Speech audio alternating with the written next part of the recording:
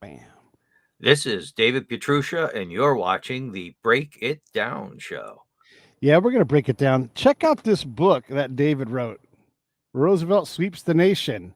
The sub headline is FDR's 1996 or 1936 landslide and the triumph of the liberal ideal. This thing is so dense. There is like an 8-page list of bios of people that you need to understand who they are for him to tell the story. That's how just this incredible this book is. And I know I started by telling you this at first, but man, good on you for creating something as incredible as this. I read it and I'm gonna have to read it again because there are just so many parts moving and everything. How in the world do you take all of this stuff? I mean, you didn't just read 400 pages worth of data. You probably read, 20,000 pages worth of data, and then you turned it into 400. How did you get all of this in your head wrapped around all of this and how it all ties together? Yeah, you don't get it in your head at first. You get it in your computer. And so I start with, well, that cast of characters you're talking about, that's one way. That's you start entering those guys and gals right away. You also you create a big file and sub files, because if you don't, you're never going to remember where anything came from, and you'll Mm. waste literally 3 hours trying to find out what book or page it was on. So you do all that at in the beginning, and then another thing I do is to create a crazy big chronology, okay, a timeline. And the timeline for maybe for this book or the previous book was like 100,000. The timeline was 100,000 words. Wow. Okay. And then, you're not going to use all of it. Okay. But you can also see what's going on at the same time and you can weigh them. It's like, so you've got a little more perspective as to what people are doing across purposes, or even what one person is jumping to right away. So you have that. And I wrote this book on spec. This was son of COVID, Yeah. okay? And it's like, I'm not going to tell anyone I'm writing this. I'm not going to go for a contract. I'm going to write the whole damn thing.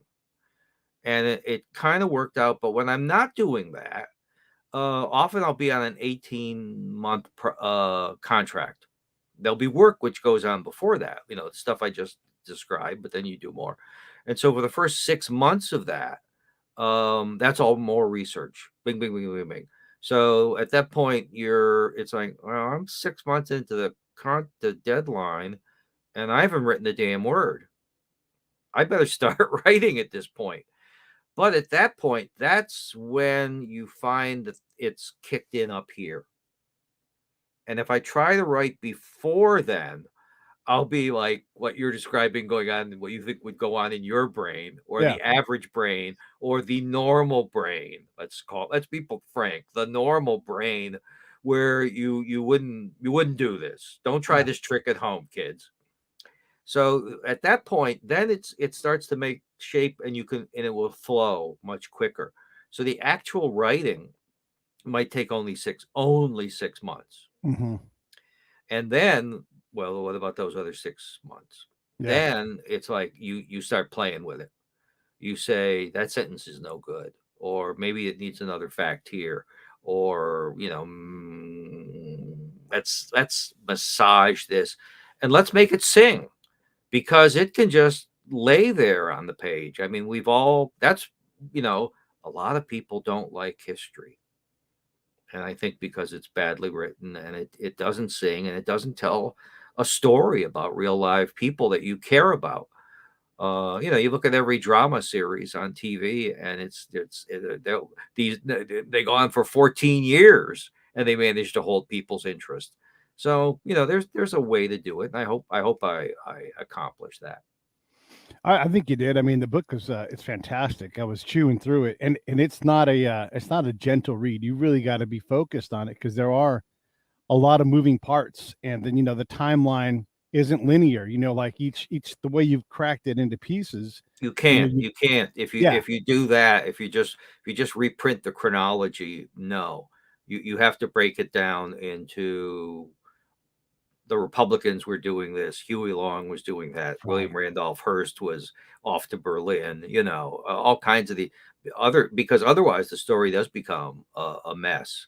So you break it down. You break it down Hey, into digestible portions, understandable portions.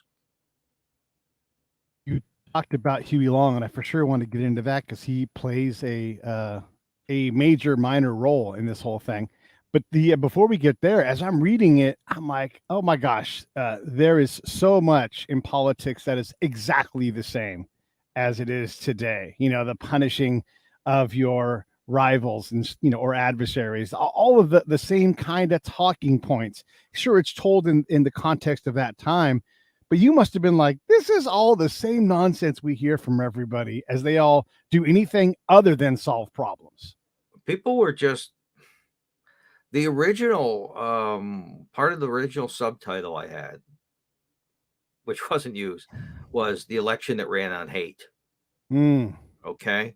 And I'm not just talking about, the Roosevelt haters or the populists like Huey Long and Father Coughlin or the communists. Okay. They're out there and they're increasing their influence, not necessarily their votes, but that's not their game. right. And so, all these people are yelling at each other. If you're not being called a communist, you are being called a fascist. And the communists were calling Frank until Uncle Joe Stalin told them, we better get back of this Roosevelt guy. They Hmm. were calling him a path towards fascism and a tool of Wall Street, etc., like that. But also, Franklin Roosevelt is running a very class warfare type of campaign. He didn't do this so much in 1932, but in 1936, he starts off with his State of the Union message and carries all the way through to his big campaign finale at Madison Square Garden, where he keeps talking about, the ruling class and why, how evil they are, and you've got to break their power because otherwise you'll be enslaved. And that sounds very much like 2022. It sure does. Yeah. The hate aspect of it, you could read that throughout. And then you have just the out and out lies, like people would go to see this. I'm learning all this from you, but people would go to see FDR with this intention of accomplishing some kind of, I would say, affect over effect.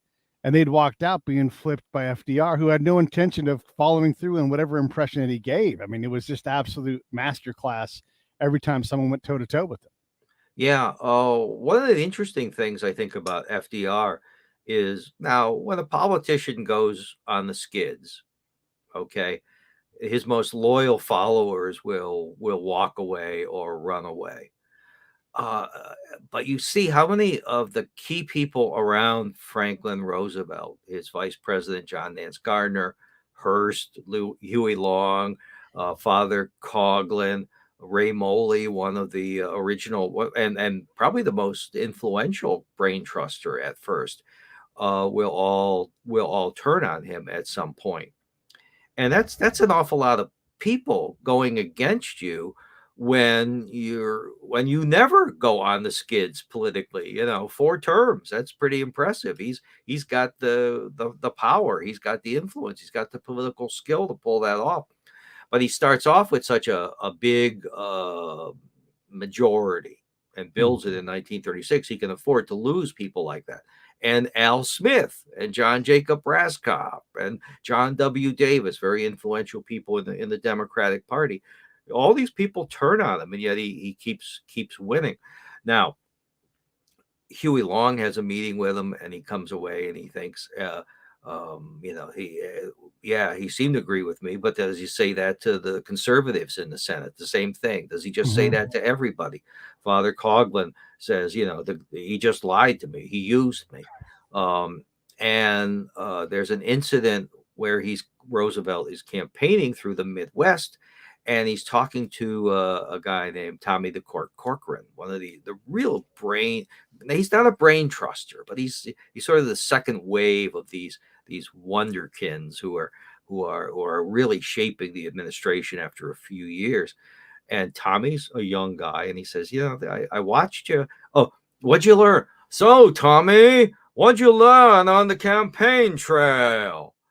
And Tommy says, well, everything was cool, but it seems to me that every guy that got off the train seemed to think you were going to appoint him Assistant Secretary of Agriculture. How are you going to handle that when you don't? And FDR says, well, that's one of the hard things of being president. But and Corcoran persists, and he says, or Corcoran says, well, who do you decide to appoint? And he says, the guy who will make the most trouble for me if I don't. And it's very cynical, very Machiavellian. Yeah. And he says to Henry Morgenthau, assistant secretary or secretary of the Treasury, a guy who was very close to personally, a neighbor of Hyde Park, a guy who looked in on him when he was at first very sick with polio. And you remember things like that. But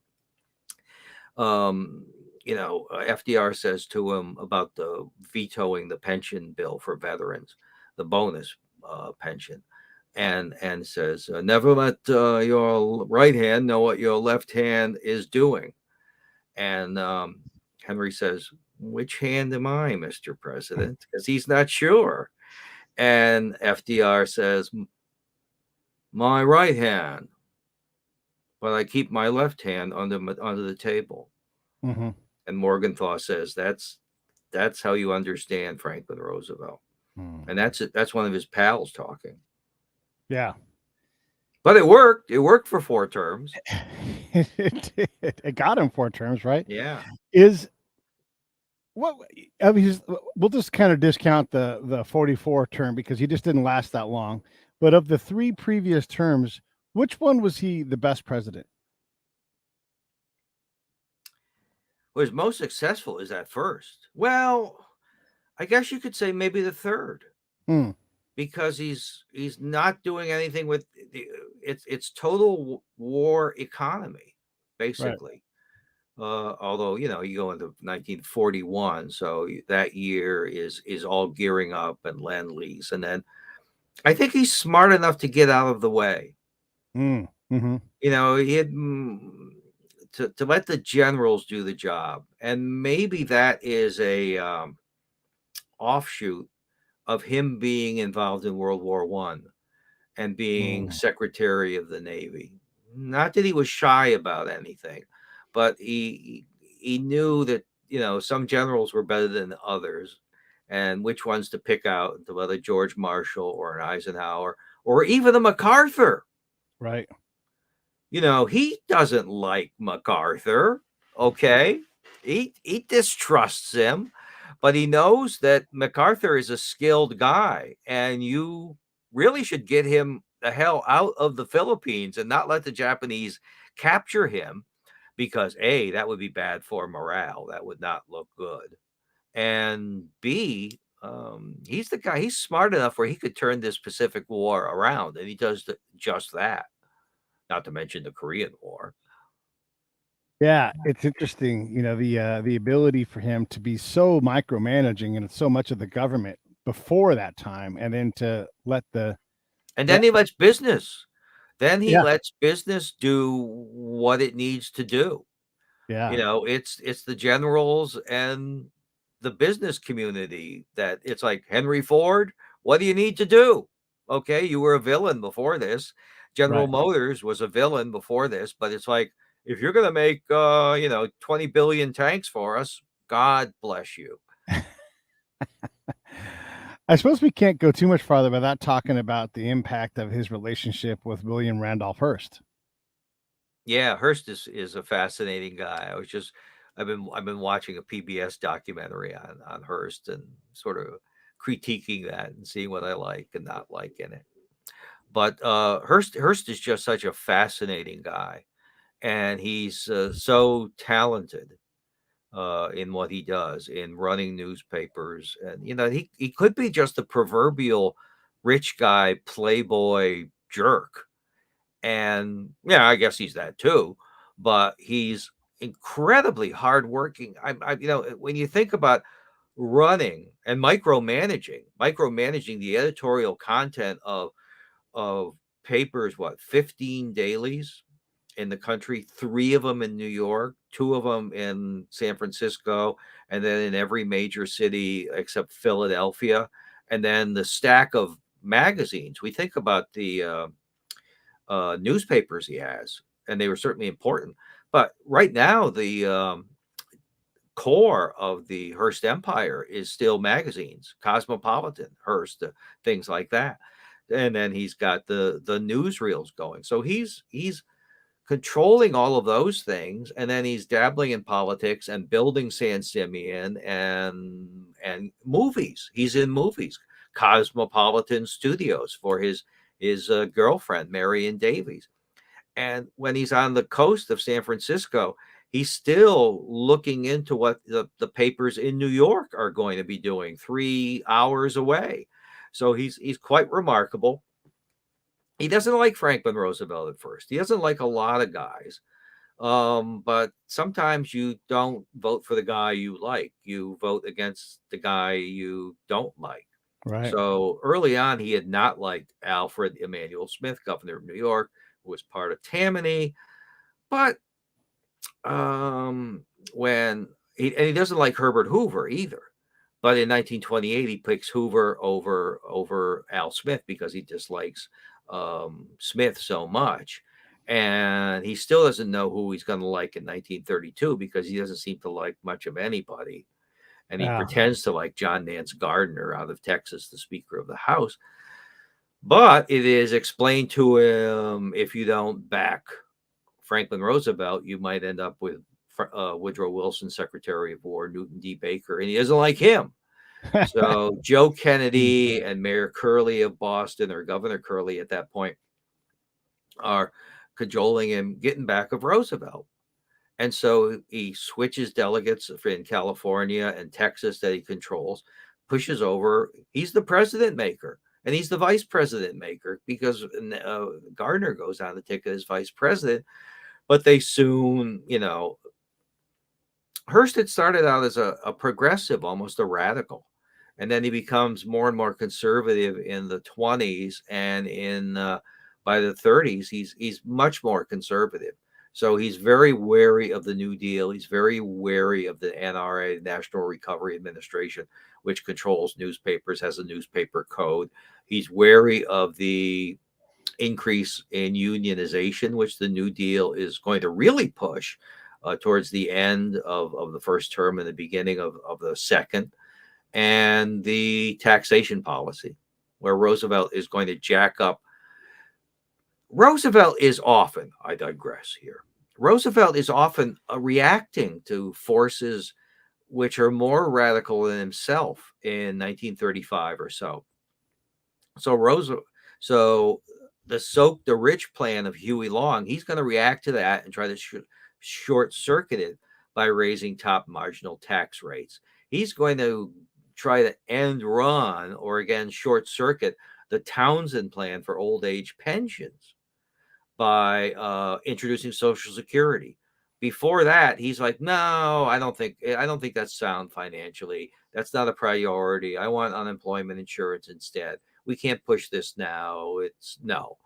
But Townsend comes out. It's like, boom, Social Security introduced the next day after the Townsend plan is introduced in Congress. So, and he structures it, as it's good politically, but he is very good at doing things like this, and he puts raises the taxes on incomes, which is going to knock, going to really cheese off Hearst.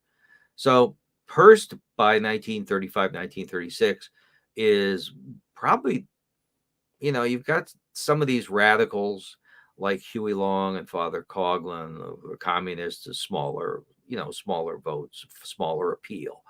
They don't have the big microphone, and damn it, they're communists, so most people don't like them.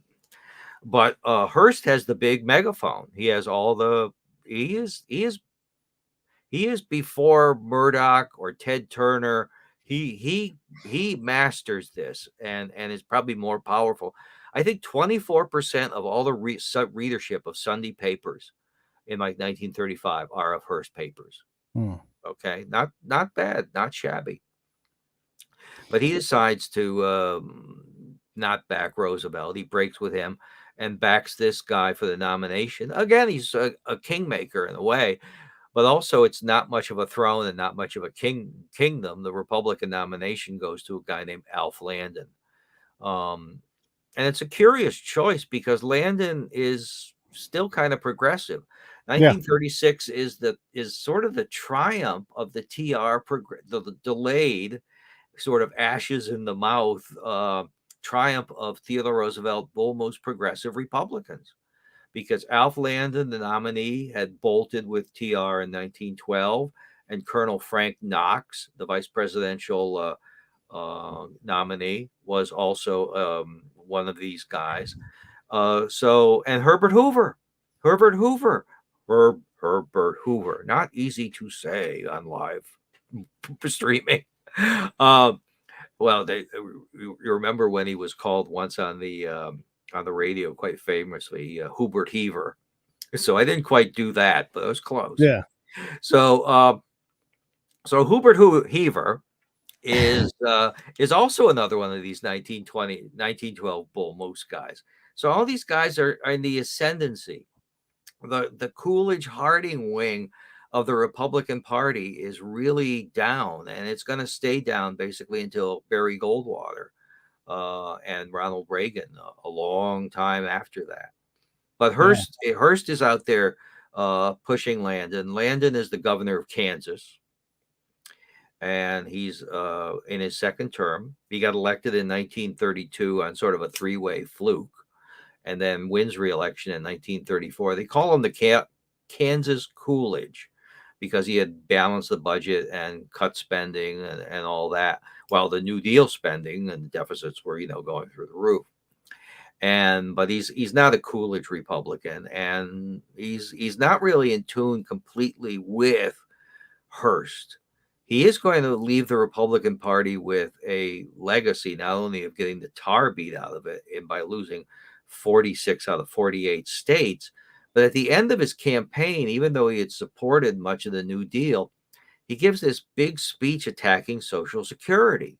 Now, most of the Republicans in Congress, the vast, vast majority, had voted for Social Security. But he gives this speech, and it really gives impetus to what the Republicans have to suffer for until probably today, which is, you're going to take away my Social Security. So it's ironic that a liberal Republican had basically caused that to occur. Yeah, and he's also one of the other things we talked about with Frank Knox. Knox is publisher of the Chicago Daily News. He had one time had worked for Hearst, but you see, all these newspaper guys are very active politically. They run for office. They're not shy about their opinions. And it's a different ball game. Now, William Allen White is probably the most famous progressive Republican. He's a newspaper editor in Emporia, Kansas, of all places, but he's famous nationwide. And of course, the big newspaper editor guy for the GOP had been Warren Harding, 1920, who runs against another Ohio newspaper publisher, Mr. Cox. There's so many things to talk about with this book because there are so many characters. But before we talk about this book, I want to back up and talk about two different books. One, your book previous to this, 1920, The Year of Six Presidents, and that's also interesting. That must have fed into some of the knowledge that you had for this book. And then another book that I just loved reading was called Scorpions by Noah Feldman, if you're familiar with that. And it sort of describes FDR's Supreme Court, which I've heard of that. Yes. Yeah.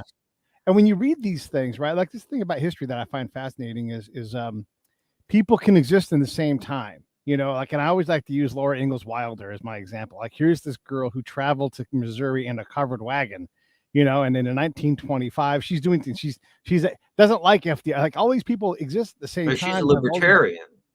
Yeah, right. She was libertarian, right? Yeah, yeah. And so you have all these different people in different places, but in the same time doing things. And so you have like this book that provides context on the Supreme Court, and and the guys that are in there, and how you have like this KKK member or Yeah, alleged Hugo Black. right, exactly. And That's then another thing. Not all Southern Democrats are conservative. right, Black was very liberal. He had been a Klan member. This came out after FDR. He was an FDR hatchet man in the Senate, running these. They would run very intrusive investigations into FDR's opponents. It would just be one after another. That's one of the reasons why Francis Townsend, the Townsend Plan, was so opposed to FDR. And eventually, they run a third party. That's something to talk about in that year. And why did Huey Long think he could win? Or he didn't think he could win in 1936. He's right. dead in 1936. That's one reason he wouldn't win. He was assassinated in 35. But if he wasn't assassinated and ran, then he would be a spoiler. Most third party guys who aren't absolutely crazy are spoilers. They're realistic to know we're going to mess this up for some guy we hate, whether it's Henry Wallace in 1948 or Strom Thurmond in 1948. So Long thinks he can do this. His strategy and thinking is interesting. Yeah, I'm going to throw the election to the Republicans, and they will mess up the country so bad, worse than the last time, that the public will be clamoring for me in 1940, and I'll be president. And he was a young man. He Yeah, he was a young whippersnapper compared to some of these guys. But yeah, so you've got Black, who is an FDR appointee, and at yeah, the same time, you've got and this is in the second term. Both of these are in the second term. yeah, Felix Frankfurter, who will continue to be a big liberal guy and is really staffing the New Deal with all these brilliant young men like Tommy Corcoran or Alger Hiss and his brother. Okay, so one appointee, they were called Felix Frankfurters, Happy Hot Dogs, and they were even criticized by some prominent Democrat New Dealers because he had so much influence. One thing I found out in this book, and I did a book on the 1932 election, is what a sycophant Felix Frankfurter was. I mm, mean, you could see how he had so much influence over FDR and got that Supreme Court seat because right. every word, every syllable out of FDR's mouth is just the most brilliant thing, and it's all preserved in his letters. So you don't have to imagine that. What did he say at this meeting? I mean, it's in writing, and it's incredibly fulsome.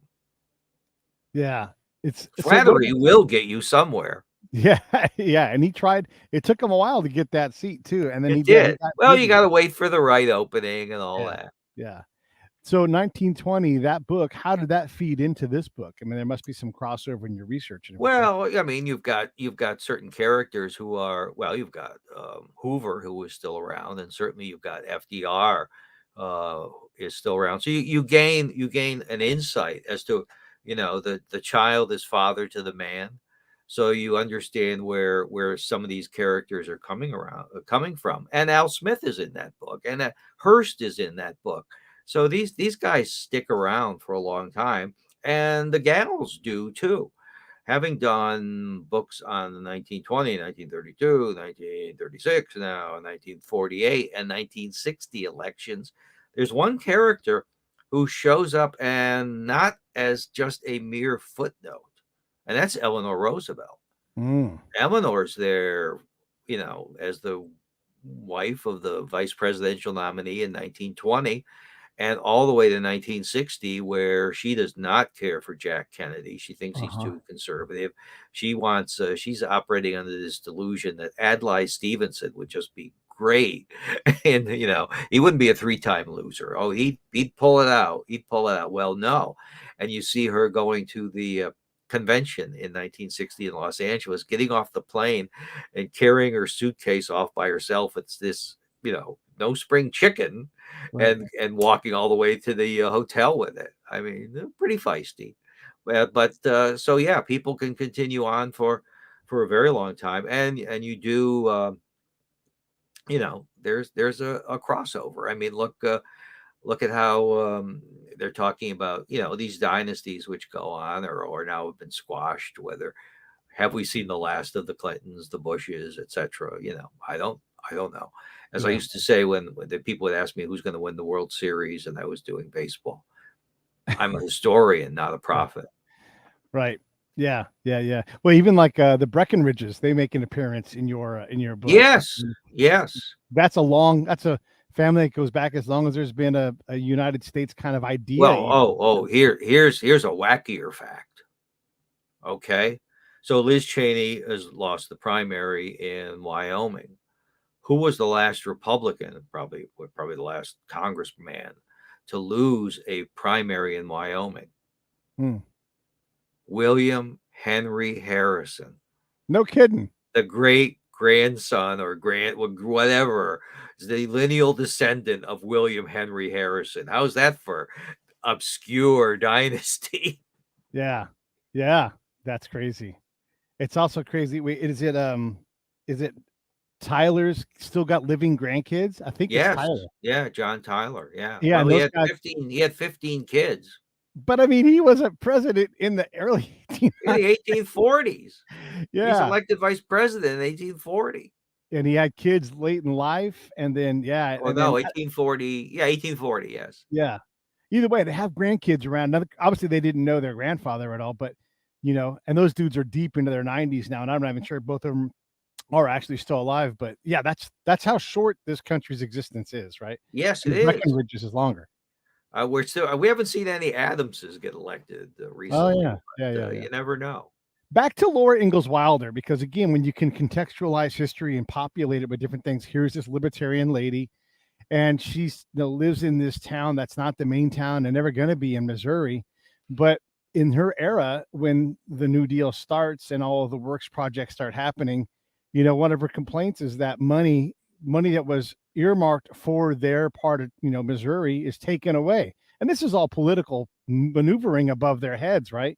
But she sees this, and she sees it as being a problem for the prosperity of the town that they're from, because especially in the South, and I'll include Missouri in the South in this case, if the road goes away from your town contracts, right, and then you don't have enough people there. And I just drove through the South, and it's still the same thing where you go to Selma. Selma has any kind of financial might because of the civil rights stuff that's there, and it's sort of a tourist thing, right? You go to the next town to the west, they can't even put enough people together to have a gas station in that town. And there's all these derelict buildings. So you have this stuff, these remnants of policy and political wrangling that happens that either gets you or denies you, some of that pie that everybody wants when it's out. Even if you disagree with it, you still want the pie because it equals jobs or works or Right. infrastructure. Your representative is still going to lobby for that. Right. And FDR pours money like crazy into Kansas because he wants to beat Alf Landon there. Right. He withholds money from Louisiana when he's battling with Huey Long. And there's a cabinet meeting where John Nance Gardner says, until Long is gone, nobody ggets a dime in New Orleans. Yeah. Let them starve. And Morgenthau writes in his diary, FDR agreed. Or that the money was poured into the West. The West was, had a history of relying on federal money for projects. So FDR was actually pouring more money per capita into the Western states than he was into the South. Or the WPA contract projects. Jim Farley is getting his people together and tell them in the camps that if FDR doesn't win, you're out of a job. Right. So money talks. Money is the mother's milk of politics, as they say out in California. That is what they say out here. So all of these things are happening, and I'm curious. I want to get into Huey Long because I think he's fascinating. But Alf Landon, he loses terribly in this election. But if Huey Long survives, does Alf Landon really have a chance of winning? And Alf Landon, at least from my historical perspective, which is limited, he seems like a pretty good dude. Like, maybe we would have had him around. Maybe he would have benefited the country more if he, or he came closer to winning. I can see why he left politics and said, forget that crap. I'm going to do something else. But this guy lives to be 100, He does. Talk about people sticking around forever. Yes. And who's his daughter? Nancy Landon Kassebaum. Okay. Right. So she was in office not too long ago. So with Landon, and now everyone knows, everyone knows who knows about this election, that the Literary Digest, which wasn't a bad magazine, you can flip through it online, and it's like, yeah, this is pretty good. But they had a poll, and they had one since the teens, I think 1916. And it was a straw poll, and people would mail in millions of ballots. Who do you like? Okay. And they would generally get it right. And I think in 1932, the Democrats are saying, let's just call off the election and buy a copy of the Literary Digest and save everyone a lot of time and money. So they're predicting a big Landon victory, and they're really, really wrong. But it's not a scientific poll. The scientific polls start to come out this year, led by Dr. George Gallup. And Gallup is going to get famous by getting it right. But in the middle of the election, he gets it wrong too. Or maybe he doesn't get it wrong. That's the other thing to think. Maybe elections shift in the middle. Okay. And so at one point, Gallup has Landon ahead in the Electoral College. It's like what we saw with Trump and W. Bush, and you lose the popular vote, but you're ahead in the electoral vote, and Landon was. And Gallup gives a talk in Massachusetts, and he says this is going to be the closest election of the century. Well, it wasn't, but if it had, if the bottom hadn't fallen out of Landon's campaign, and he starts off very lackluster. He goes on vacation he doesn't go to the convention. He goes on vacation to Colorado after the convention. He talk about low energy. He's very low energy, and actually he gets sick a few times after the convention. So he's not able to go out there. He kind of kicks it into gear at the end, but his speeches are rather vapid until he shoots himself in the foot with the Social Security. And so if Landon campaigns better and Long can take 2 or 3 southern states maybe, and then he can flip maybe the Midwest, which is, large parts of the Midwest back then are not conservative. Minnesota, well, Minnesota's not conservative now. But they had a governor who was working with the communists in the 30s as this election is going on, a guy named Floyd Olson, who was part radical, part sort of gangster. He wants to be president too, but he's going to die of stomach cancer.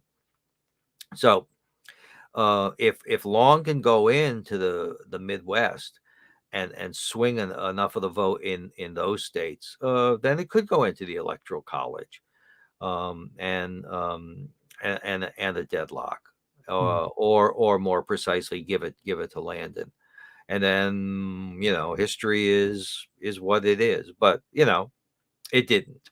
It didn't. No, yeah, but it is weird how history, these little fateful moments, are actually full of fate. Oh, and also what happens? What happens if Roosevelt was scared silly, not so much of the communist vote in New York, but of the socialist vote in New York? The socialist had gotten nearly like nearly 900,000, a million votes in 1932. They weren't doing too bad, but they were very faction ridden, and it was sort of their last hurrah. But they drew very well in New York City and in New York State. And the Roosevelt people were thinking about losing New York and Michigan. Yeah. Now, New York sounds so weird because he had carried it so handily as governor in 1930. But again, the Republicans were split. Okay, there's always a rest of the story. The Republicans were split between the regular kind of New York Republican that we know and the prohibitionists. So the prohibitionists split it, and it makes Roosevelt's 1930 win look like he's the greatest thing since, sliced bread. And he's not doing badly, but it really magnifies it. And in Michigan, and Michigan sounds kind of funny to us, but Michigan up until the Depression was a very, very solidly Republican state, like Pennsylvania. Pennsylvania, 1932, Herbert Hoover carries Philadelphia. He doesn't just carry Pennsylvania; he carries Philadelphia.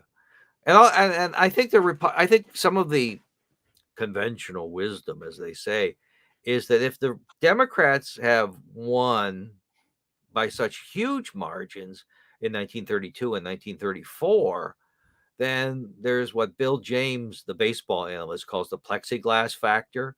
Yeah. Which is if a guy's hit 205 his whole career and then he hits 305 one year, well, he's not going to hit 305 the next year because he's going to go back to where he belongs. And so the Democrats would go back to where they belonged. It was only somewhere around 34 or 35, I think, where the country officially becomes democratic. Now, I don't mean the Congress or anything like that, but I mean the enrollment finally flips from Republican to Democratic. It takes maybe 4 years into the Depression to do that because the Republicans had such a big edge. And even then, so much of the Democratic vote was all concentrated in the South. And what else is happening between 32 and 36, which we haven't mentioned, is that's when the black vote switches to the Democratic Party finally. In 1932, there's 3 groups still supporting Hoover. The wealthy, which is a lot smaller than it was in 1928.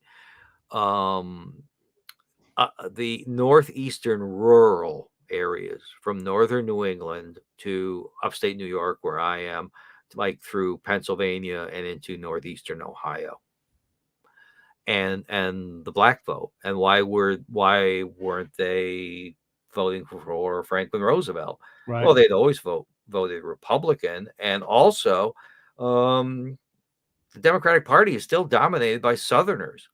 It's not New Yorkers who nominated Franklin Roosevelt. They wanted Al Smith, believe it or not. And it was the Westerners and the Southerners who supported Franklin Roosevelt. So the enemy of the enemy of the black people, the Southerners, if they're supporting Franklin Roosevelt, they're wary as hell. Yeah. But after all the relief measures and the outreach of, say, Eleanor Roosevelt, they flip, and they flip big in 1936. Not that the Republicans know this is coming.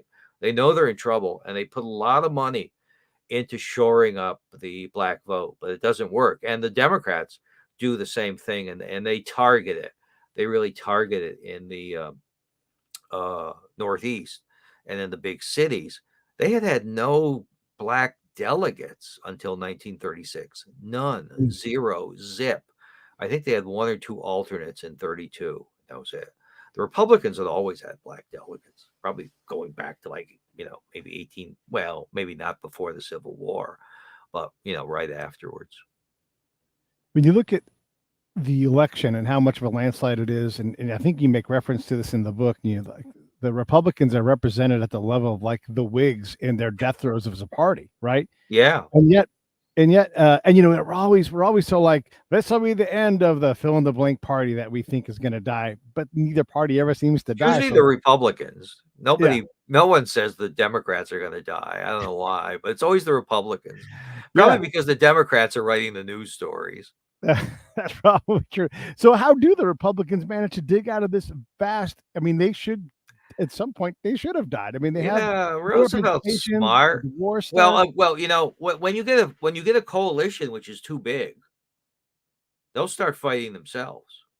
Mm, And that yeah, coalition is too big. And Harold Ickes, the Secretary of the Interior, again, his son was involved in politics with Clinton. They were still kicking. So he writes in his diary. He has a famous diary. People kept these big diaries back then, and so he writes that basically, you know, I think the Democrats elected too many bozos last Tuesday.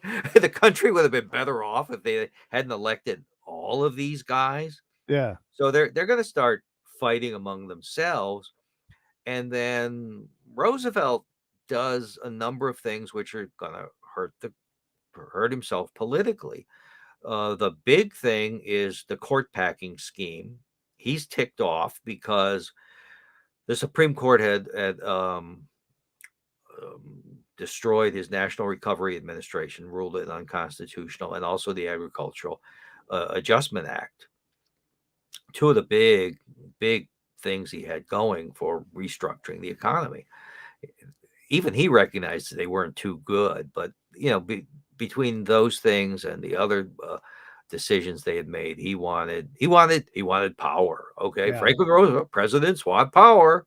yeah. They And sure so do. it's like, okay, I will crush you. I will pack the court. And the public says, no, you won't. And a good part of the Democratic Party says, no, you won't. This is going too far. You've finally done it. You finally jumped the shark, Franklin. Yeah, And also what he does is you start you know, he's raised the taxes, but also there's this wave of labor unrest. You want people to get back to work. You don't want them striking. yeah, And they're striking like crazy with the Wagner Act. You know, they're sitting in on factories and all this, and there's strikes in my hometown in the carpet mills, and my grandfather was involved somehow.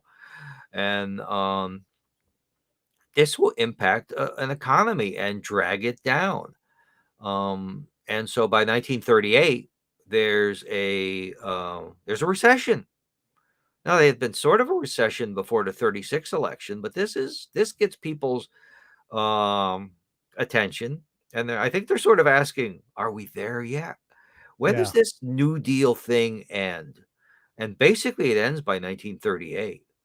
Um, and so I don't have the numbers handy in my brain, but the Republicans make massive gains.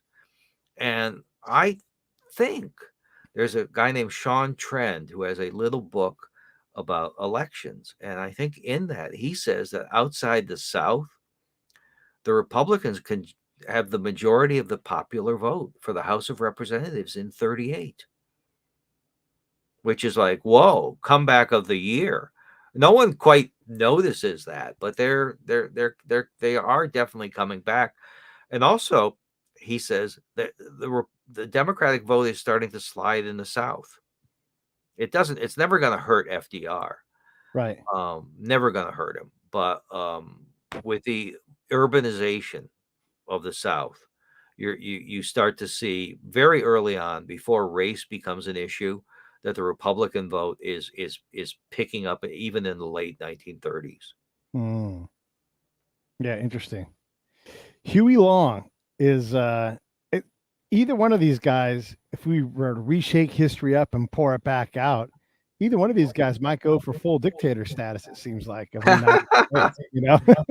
Well, I know it didn't work out this way, but it seems like it no, could. Huey is if he does anything like he does in Louisiana, where he talk about Franklin Roosevelt controlling the Yeah. Congress, Huey Long totally controls the Louisiana legislature with a very iron hand. And you can see the newsreels of armed National Guardsmen and police with big real live machine guns, like World War I machine guns, not like gangster machine guns, Yeah. in the streets with sandbags of New Orleans as he's battling it out with the Democratic mayor of New Orleans. And he's called the first dictator, in modern American history, or maybe in American history, with the control that he has. And he goes into Arkansas and reelects. Not reelects, because she wasn't elected. She was appointed. The widow of Senator Caraway just goes through in 8 days, talks to like 200,000 people, and bang, zoom, she's got a 6-year term. He's got influence. He's very important. He has a huge mailing list. He has these Share Our Wealth clubs, which one of the big hucksters, for, I guess you'd call them, orators, is Reverend Gerald L.K. Smith. You can see a couple short clips of him on YouTube, and he's good. Him and Huey are really good, and they will team up with the Townsend forces after Huey's gone. Gerald L.K. Smith will, and then with Father Coughlin, the radio priest out of Detroit, who had again started out as like talking about like that Franklin Roosevelt was the greatest thing since Jesus Christ. All right. And turns on him very quickly, probably about 2 years in, because Roosevelt never trusts him, never likes him, and is just sort of using him, really. And they differ on policy things. Coughlin is far more radical. He's far more inflationist. He wants to, a lot of these crackpots are really fixated on currency.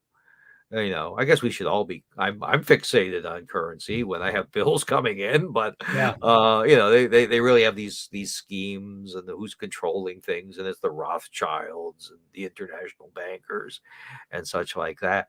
And then they team up with the Midwestern agrarian radicals and nominate a rather dull congressman from North Dakota, William Lemke, who, interestingly enough, is a Republican.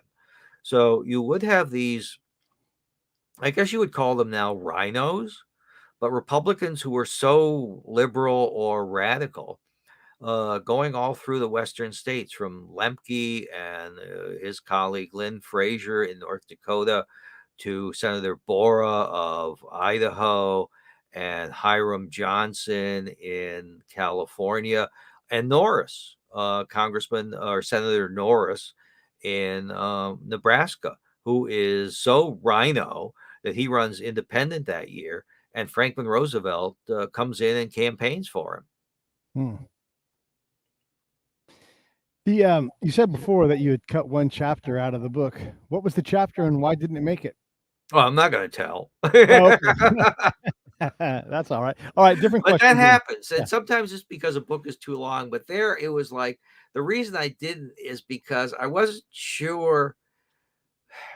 I still wasn't sure what the actual facts of the case were. Mm-hmm. Okay, it's like, if I say, I would really have to dig in further, even though I had dug in quite a bit, but there were still parts of it that weren't quite making sense. Oh, and come to think of it, there was 2 chapters. Yeah. So sometimes these things hit the bricks. And when I did the 1960 book, I think I cut out 2 chapters simply because of length. Yeah. And they were able to go, and had to go, because publishers say, we don't have enough paper for this. Right. Well, I'm looking through the, by the way, here's the book right here. Everybody should get it. Oops, that's this way. Roosevelt Sweeps the Nation. It's David's latest book. Any of his books are going to be great. You're all going to love him. So just go to his author page and Amazon and just buy away. All of these characters, these are a lot of what now are minor or forgotten people in history. Which of these guys stood out to you as being particularly interesting? Is it William Edgar Bora, the Lion of Idaho? who stood out from your cast of Well, characters? Bora's very, very interesting. Well, let me refresh my. Who's the most interesting? Let's flip through this.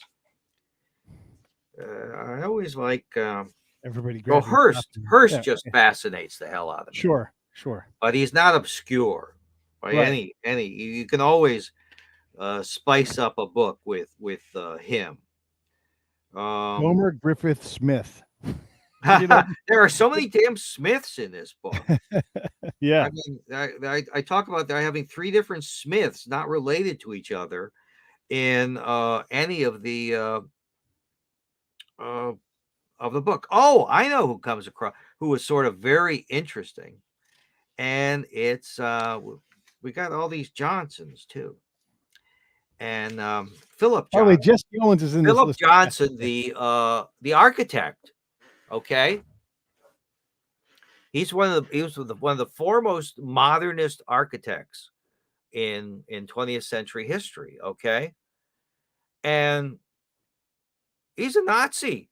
Okay, he's basically pro-Nazi, and he's very upper crust, and he's working with the Museum of Modern Art in New York, and he grabs onto this other upper crust young kid and says, "We're going to go down," and it's in the newspapers. It's written in the newspapers. It's written up, I think, in the New York Sun, maybe. We're going to get in the car, drive down to Huey Long, and we're going to make him the next American president, dictator, whatever. And they think they're going to be the brains behind Long and his speechwriter. Right. Well, Huey Long can deliver a damn fine speech in his sleep. He doesn't need these 2 whippersnappers, these Upper East Side characters from New York. So they palm these guys. They tell them, "You go to Ohio and organize for us. We'll get back to you when you have something to offer us, really." And so they go up there, and then Long is shot, and they hook up with Father Coughlin. Hmm. And if you take a look at some of the newsreels or YouTube videos of Father Coughlin, he's addressing one of these big rallies, and he's on top of one of these platforms, which looks like it's out of the Nuremberg rallies. Okay. And there was a reason why it looks like that, because it was designed by Philip Johnson, who had gone to one of those Nuremberg rallies. And I think at the invitation of Putzi Hofstangl, who keeps showing up in my books, who was an American, partially American born Nazi. He was, I think, descended from a Civil War general. And he gets Hofstangl gets Johnson into one of these rallies, and he's really pretty much a Nazi and survives this youthful indiscretion, shall we say, Yeah. to become preeminent in his field. Really a very, very big guy. And it's, when we take a look at what's going on in today's world and blogosphere and Twitterverse, and where, if you said the wrong adverb 40 Right. years ago, you're in trouble now, beef. Right. Okay. And somehow he gets away with this. Yeah, it's remarkable. The book is right here. It's called Roosevelt Sweeps Nation, and it's fantastic. It's just chock full of stuff. If you like history at all, or anybody in your family likes history, this is the book to get. Get 2 of them. Start a book. Get 2. Yeah, absolutely. Hey, man, anything in closing before we go? Oh, I don't know. I think we beat this one to death. But if I say any more, then people won't have to read the book. Read the book, everybody. All right, stand by. Let me close the show down. Hey, thanks for watching the show. I really appreciate it. Right here, you can subscribe. Please do that. It makes the show grow. Hit that notification bell so you know which incredible guest is coming up next. Down below is the PayPal link. You can put a small subscription in. That is an enormous help. All that money goes right back into the show. And then right up over here are the next episodes you should listen to, curated by yours truly. Thank you so